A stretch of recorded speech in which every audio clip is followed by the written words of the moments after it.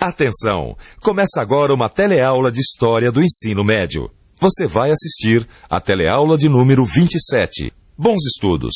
Tempo de Revoluções. Este é o nome da unidade 4 de História do telecurso. Nessas teleaulas vamos acompanhar o que acontecia na Europa e na América entre o final do século XVIII e a primeira metade do século XIX. Um momento de grandes agitações, onde se realizaram grandes movimentos de crítica e contestação, e a efetiva derrubada do sistema colonial e do antigo regime. Também foi o momento de surgimento dos ideais de liberdade e igualdade, e da afirmação da burguesia como classe social dominante pela Revolução Industrial, através do Iluminismo e das revoluções liberais. Tempo de revoluções refere-se aos processos de luta pela autonomia política e por uma nova ordem social, a ordem liberal burguesa, que marca o fim da Idade Moderna e o início da época contemporânea.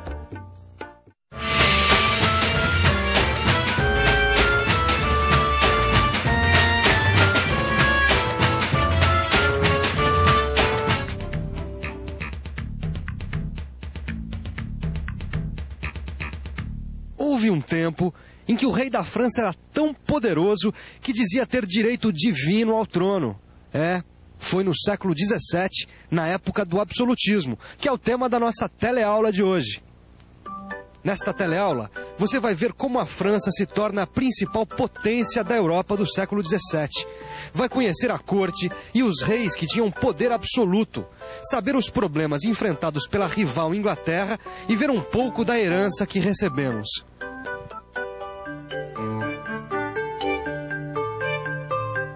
Uma das maiores potências do século XVII foi a França, exatamente o país europeu que estava em situação mais caótica no final do século XVI. As guerras contra os Habsburgos, que governavam a Espanha e o Sacro Império Germânico, tinham esgotado a França. E internamente as lutas entre católicos e protestantes arruinavam o país. Em 1598, o Edito de Nantes põe fim às guerras religiosas na França. Com a pacificação religiosa, o rei Henrique IV recupera a economia da França, incentivando a instalação de fábricas e manufaturas, diminuindo os impostos para os camponeses, construindo estradas e pontes. Em 1610, o rei Henrique IV é assassinado. Em 1617, sobe ao trono seu filho Luís XIII. Até Luís XIII ter idade para assumir o trono, quem governa é sua mãe, Maria de Médicis. Ela acaba expulsa do reino por um ministro que marca o reinado de seu filho e a história da França, o cardeal Richelieu, arquiteto do absolutismo francês.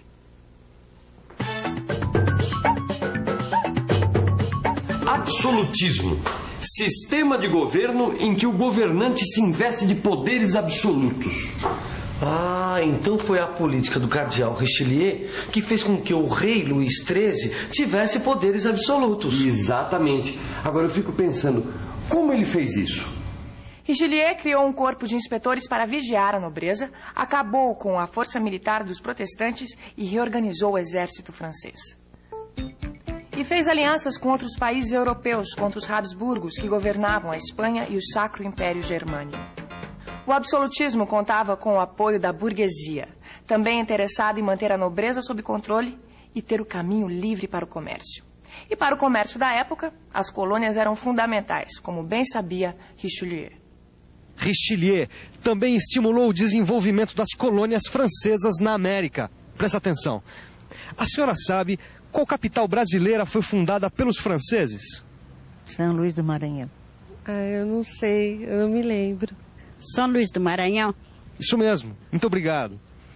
Na época de Richelieu, os franceses já haviam fundado São Luís no Maranhão e batizado a cidade em homenagem ao rei Luís XIII. Richelieu também elaborou a teoria do equilíbrio europeu. Dizia que nenhuma nação europeia poderia se expandir sem colocar em risco todas as outras. Só que foi exatamente o que a França fez. Em 1618, começa a Guerra dos 30 Anos. França, Dinamarca e Suécia se unem contra Fernando II e o Sacro Império. A França consegue o domínio da Alsácia e Lorena e sai da guerra vitoriosa, mas arruinada.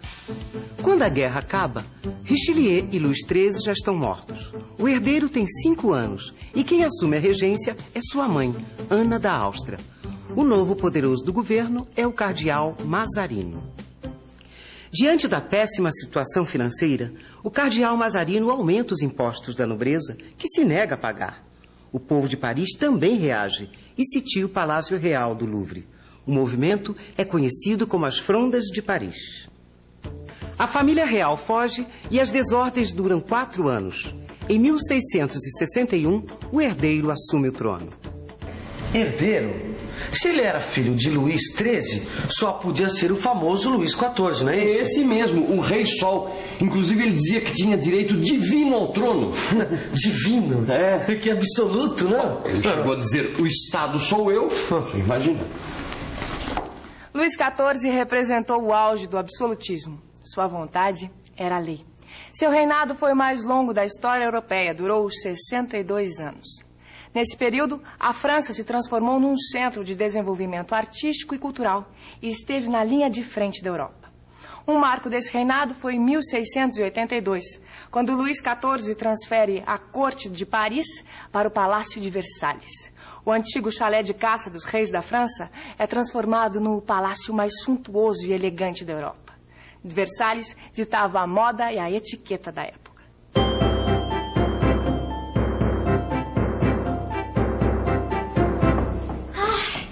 Eu tô morta. Toda vez que o rei resolve dar uma festa em Versalhes é esse inferno. 188 quartos para arrumar e 2.143 janelas para limpar. E os estábulos que eu tenho que limpar, então? Já imaginou o tamanho daquilo? Para caber 2.400 cavalos e 200 diligências? Ai, nem me fale. Não. E o François? Tá lá no palácio, junto com mais 385 cozinheiros cuidando do jantar. Ai, que saudades do tempo em que a corte ficava em Paris. Eu nem sei por que mudou pra cá. Como não sabe? Todo mundo sabe. Aqui, o rei controla melhor a corte e está mais protegido de atentados. Sabe o que eu ouvi ele dizendo hoje? É delicioso ser rei. Eu tive uma vontade, sabe de quê? De arrancar a peruca dele. Ai, não. Olha só. Você viu a peruca dele? Não, olha só, dá uma olhada. E o figurino, então? Olha lá. Tudo isso fazia parte da etiqueta da corte. Era uma forma de poder essa etiqueta toda. Para você imaginar, Gil, existia uma agenda para ver quais os nobres que teriam a honra de ver a sua majestade dormir ou acordar. É mole? Vem cá, agora, se todo mundo ficava nessa vida, como é que a França se desenvolvia? É uma boa pergunta, viu? Como, hein? Exportando muito e importando pouco. A política econômica francesa era vender muito e comprar pouco. Assim, a França garantia uma balança comercial sempre favorável. Essa é a teoria do mercantilismo. A riqueza de uma nação se faz vendendo muito para as outras nações e comprando pouco. Quem executou essa política foi Colbert, ministro da Fazenda de Luís XIV. Para que a França produzisse muitos produtos para vender, ele estimulou a indústria e a manufatura, taxou os produtos estrangeiros, estabeleceu monopólios comerciais e aumentou a frota de navios. E para conseguir novos mercados e matérias-primas para seus produtos, a França foi atrás de novas colônias na Ásia, África e América. Estou em New Orleans, turma, escrevendo para vocês aqui do bairro francês. É incrível como ainda existem muitas marcas da presença dos colonizadores franceses em pleno Estados Unidos. A própria cidade chama New Orleans em homenagem ao Duque de Orleans. E o estado chama Louisiana em homenagem ao rei Luís XIV. Ô, Gil, esse Luís XIV também estava em todas, hein? Mas também o cara tinha estilo, hein, Vicente? Não só tinha estilo, como virou nome de estilo, né? Aliás, se hoje em dia você quiser comprar um móvel estilo Luís XIV, você vai pagar uma grana preta.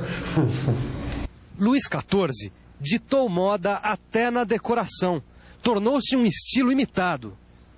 Existem várias peças que são fabricadas até hoje e chamadas peças estilo Luís XIV.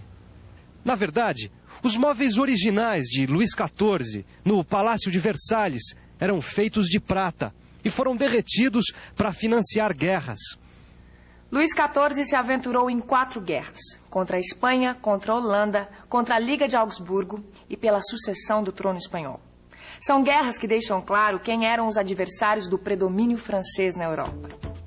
Eram os Habsburgos, que governavam Espanha e Alemanha, e as nações que disputavam o comércio colonial, Holanda e Inglaterra. A última guerra de Luís XIV foi para tentar unir as coroas da França e da Espanha. Muitos países tentaram impedir, e quem acabou levando a melhor foi a Inglaterra, um país que, pouco tempo antes, havia passado por uma guerra civil. Em 1640, na Inglaterra, começa a guerra civil entre absolutistas e parlamentaristas, que dura 5 anos. Desde o começo do século XVII, a Inglaterra vem sendo governada pelos Stuart da Escócia, Jaime I e depois seu filho Carlos I. Os dois tentam aprofundar o absolutismo, quer dizer, concentrar o máximo de poder. O confronto com o parlamento acaba na Guerra Civil, que derruba o rei e leva ao poder Oliver Cromwell. Cromwell abole a monarquia e implanta uma ditadura pessoal. Sua principal política é fortalecer o comércio da Inglaterra. Puxa, Vicente, olha, esse Cromwell derruba o rei, faz uma ditadura e ainda consegue deixar o filho dele no governo? Pra você ver. Agora, nessa época, o pessoal não reclamava dos negócios não, viu? Pois é, olha, eu tava pensando, até hoje a gente lê sobre a rainha da Inglaterra. Então quer dizer que da época desse Cromwell pra cá... A monarquia foi restaurada, exatamente. Foi. O filho de Cromwell não consegue se manter no poder. E os Stuart reassumem o trono. Em 1688, Jaime II, o último Stuart, foge para a França. Os revolucionários entregam o trono para o príncipe holandês Guilherme de Orange. Com Guilherme, a Inglaterra adota a monarquia parlamentarista, onde o maior poder fica com o parlamento e não com o rei. A essa altura, a sociedade também já tinha criado garantias contra o poder absoluto. Você já ouviu falar no habeas corpus? Não. Habeas corpus? Nunca ouvi falar não, viu? Olha, precisamente não, só sei que é uma palavra de origem latina, né? Seria uma lei de liberdade pessoal? Isso mesmo, muito obrigado. É isso aí. O habeas corpus foi uma lei inglesa do século XVII que garantia a liberdade pessoal e que foi incorporada a muitas constituições em todo o mundo. E a herança que nós recebemos daquela época não termina por aí. Nas artes foi o século de Racine, Molière, Corneille, grandes escritores. Na filosofia, Bacon e Descartes selaram a supremacia da razão. Penso, logo existo, disse Descartes. O pensamento, quer dizer, a razão, é o ponto de partida seguro e indubitável sobre o qual é possível construir a filosofia e a ciência. O francês Descartes inaugura a filosofia moderna e o inglês Newton inaugura a ciência moderna. 1666. Neste ano, Newton formula a teoria da gravitação universal e as leis do movimento. Era um adepto do método experimental. O racionalismo e a experimentação científica ajudam a dar fim aos dogmas, ao obscurantismo, e se opõem ao Estado absolutista. O mundo se prepara para o século XVIII, o século das luzes. Mas agora, que tal revisar o século XVII? E atenção, se liga aí que é hora da revisão. Na teleaula de hoje, você aprendeu que no século XVII, o regime na França era o absolutismo, que concentrava todo o poder nas mãos do rei. Viu que a política econômica era o mercantilismo, que procurava enriquecer a nação, vendendo muito e comprando pouco. Aprendeu que uma guerra civil aboliu a monarquia na Inglaterra durante o período de Cromwell, e que ela foi restaurada como monarquia parlamentarista. E viu que as artes e a ciência tiveram um grande impulso. Foi naquela época que Newton descobriu a refração da luz. Essas descobertas, novas ideias, junto com o desenvolvimento da burguesia, tornam o século seguinte, o século XVIII, o chamado século das luzes, que você vai ver na próxima teleaula. Até lá! Thank you.